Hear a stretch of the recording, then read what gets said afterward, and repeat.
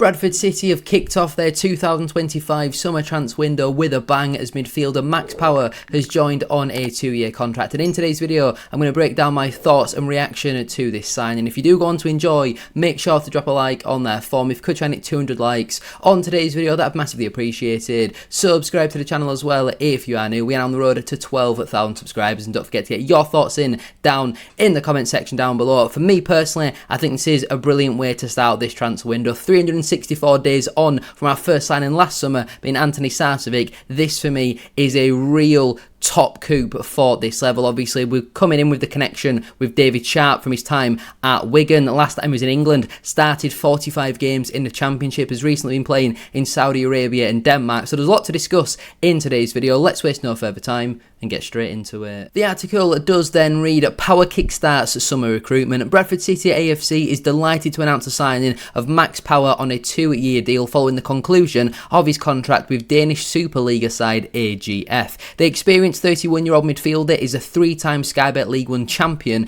clinching top spot with Wigan Athletic in the 15-16 season, the 17-18 season, and also the 21-22 campaign. He has also tasted Wembley success with Sunderland, captaining them to the 2020/21 EFL trophy, bringing a wealth of promotion experience to the Bantams. Power enjoyed end-of-season glory during his time in Saudi Arabia, being promoted to the Saudi Pro League with Al Qadsiya.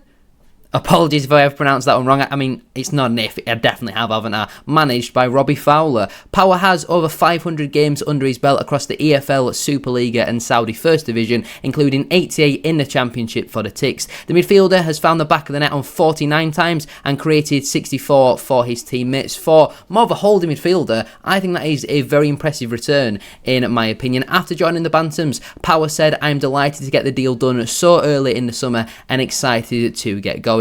I was watching how the season finished closely and was as excited as everybody else here when the goal went in the 96th minute. I could not wait to come here." City boss Graham Alexander added, "I am extremely pleased to start our summer recruitment by bringing Max to the club. He brings a wealth of experience with promotions under his belt and proven quality. After meeting with him, his enthusiasm to come and play for us was clear to see. We all look forward to working with him." Max's move is subject to relevant EFL, FA and international clearances, and his contract will officially begin on July the 1st, 2025. What a brilliant way to start the transfer window. This for me is an 8 out of 10 signing. This is a really, really good addition for us. Now, last season over in Denmark, Power didn't really play too much football. 14 appearances and no starts for him. Only played 233 minutes. So I think he's coming back to England to play in a country and to play in the divisions which he is much more comfortable with, because I don't think he played all too much in Saudi Arabia, or certainly didn't according to FOTMob. But we're not really going to spend too much time talking about his time over in Denmark. The last time out that he was in England, he played and started in 45 games in the Championship. He played over 4,000 minutes,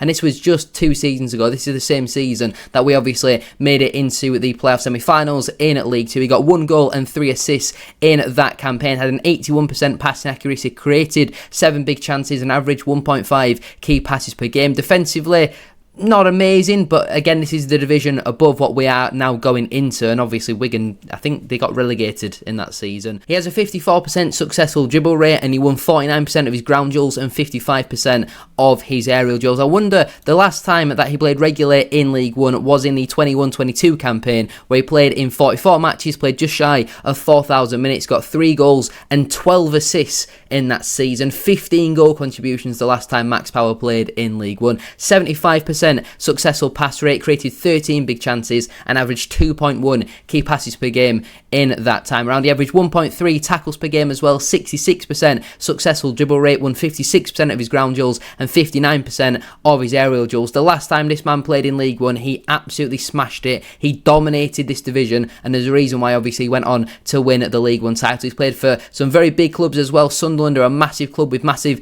expectation at the time as well, and obviously David Sharp has used his connections, knowing him from his time at Wigan, and this is a brilliant signing to provide some competition for Richie Smallwood, who I'm still hoping will sign a new contract. But whether it's Power or Smallwood, they are 2 very, very good options to have as your holding midfielder in League 1 for me. So here is how Bradford City's 2025-26 squad is now lining up ahead of next season. Obviously, Power has slotted in nicely to that number 6 position. I certainly don't see us playing Power and Smallwood too often regularly together next season. I think it'll be a bit like how Corey Evans was used, where it will be one or the other. I think next season we might see Small take a bit more of a backward step. Now we have gone into the division above, and Power for me is a real statement sign, and I think this is a very, very good addition. And obviously we don't actually know what Small's future is going into next season. He is out of contract in the next 6 weeks or so. Obviously he has been offered a new deal, and any player highlighted in dark blue has been offered a new deal by Bradford City. But it's a great way to start the transfer window. Still a lot of business to be done, a lot of centre backs still to come in through the door. Definitely going to need a wing back on either side, maybe another attacking midfielder if we do see one move on.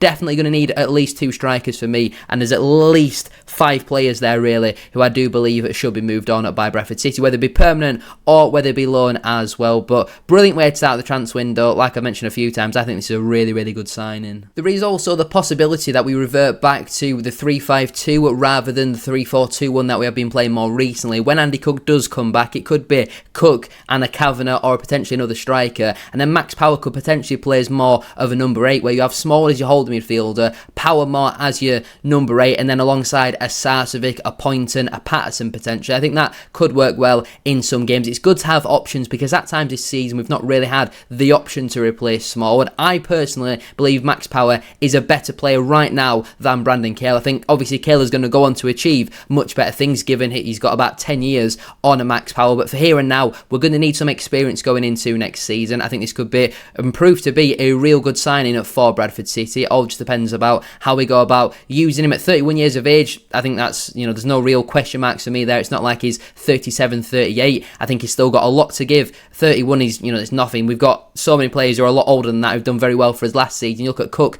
35, Smallwood, 34, Huntington, 38. This is all in League 2. Now in League 1, a 31-year-old. I don't think that's anything to be concerned about whatsoever. I would like some more younger players. I think going into League 1, I think we need some more energy around the team in certain other positions. In all honesty, we did have a very experienced side last season, so I would like to see a bit more youth come in, but it's the 16th of May. There's still plenty time to go until the first game of the season. I didn't really expect another signing for at least another week or so, and it just completely came out of the blue. It was kind of announced a little bit as part of our third kit announcement, which I thought, just very, very strange. I don't think anybody expected it. There wasn't really any rumours of Max Power signing. There has been some other rumours around there, the likes of Matty Pearson coming in potentially from Huddersfield Town. Naki Wells, I think, is more of hope rather than a rumour. And there has been a couple of others as well. There was the midfielder from Barrow, is it Dean Campbell, were apparently rumoured to be interested in, but like I've mentioned a few times, I think this is a real good signing. But anyway, I'm going to leave it there then for today's video. If you have enjoyed it, please make sure to drop a like on there for me and subscribe to the channel as well if you are new. Can we try and hit 200 likes? As I mentioned at the start of today's video, that would be massively appreciated. And don't forget to get your thoughts in